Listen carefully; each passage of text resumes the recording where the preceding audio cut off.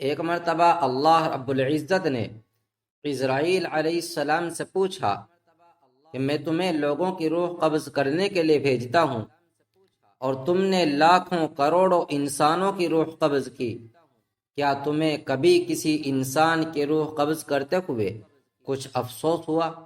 اسرائیل علیہ السلام نے عرض کیا، اے اللہ، آپ ہی کے حکم سے لوگوں کی روح قبض کرتا ہوں، البتہ دو آدمی ایسے ہیں کہ جن کی روح قبض کرتے ہوئے میرا دل بڑا دکھا۔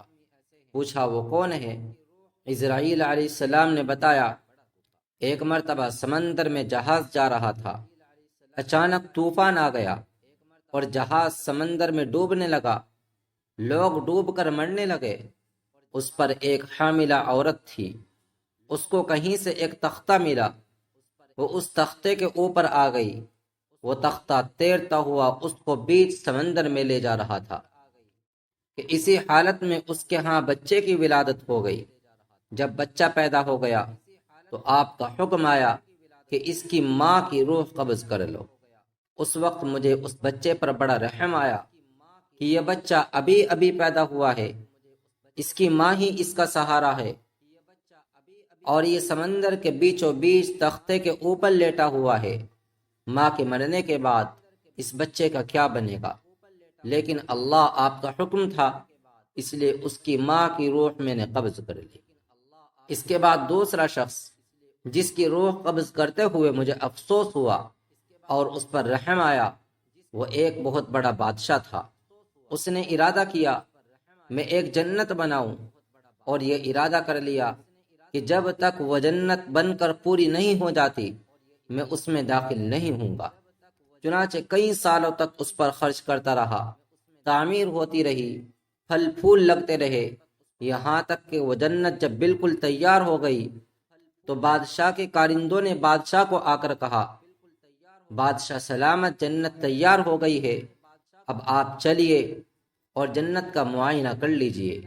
یہ بادشاہ بڑا خوش ہو کر اس جنت میں جانے کے لیے روانہ ہوا۔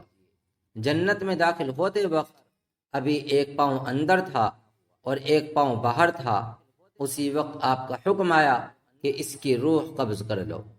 اس وقت مجھے اس بادشاہ پر بڑا رحم آیا کہ اس نے اتنی محنت کی، اتنا پیسہ خرچ کیا، اتنا زیادہ انتظام کیا اور اتنا انتظار کیا، کم سے کم ایک مرتبہ ہی دیکھ لیتا، لیکن چونکہ آپ کا حکم تھا اس لیے میں نے اس کی روح قبض کر لی۔